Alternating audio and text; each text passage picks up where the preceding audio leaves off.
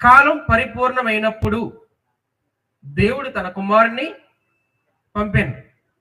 కాలం పరిపూర్ణం అంటే ఏమిటి? అంటే కాలం టైం అయిపోయిందని అర్థం. పరిపూర్ణం అంటే ఏ కాలం పరిపూర్ణమైంది? టైం అయిపోయిందని అర్థం కదా. కాలం పరిపూర్ణం అంటే ఏంటి? టైం అయిపోయింది. ఏ టైం? దేవుడు నోవహుకు ఒక వాగ్దానం ఇచ్చాడు. ఆయన జలప్రళయం నుండి రక్షించబడిన తరువాత ఆయనకు ఒక వాగ్దానం ఇచ్చాడు.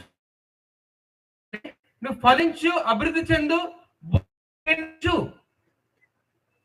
నువ్వు ఏది పడితే తినొచ్చు, జంతువులు చంపుకుని తిను, మంచి పండ్లు తిను, భూమిని నింపు, నాకు మహిమాత్మ జీవించు.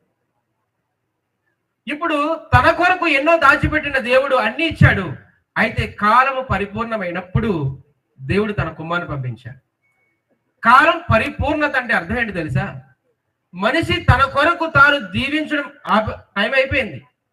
ఇప్పుడు దేవుని కొరకు జీవించవలసిన సమయం వచ్చింది. హల్లెలూయా. యేసుక్రీస్తు వచ్చినప్పుడు ఎవరైనాను నన్ను వెంబడించిన ఎడల తన ప్రాణమును సహా ద్వేషింపకుంటే నా శిష్యుడు కానేరడు.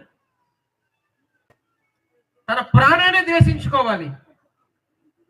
తల్లిని వదిలిపెట్టాలి, భర్తను వదిలిపెట్టాలి, పిల్లలని, అందరినీ. నాకంటే ఎవరిని ఎక్కువగా ప్రేమించడానికి వీల్లేదు అని చెప్పాడు దేవుడు.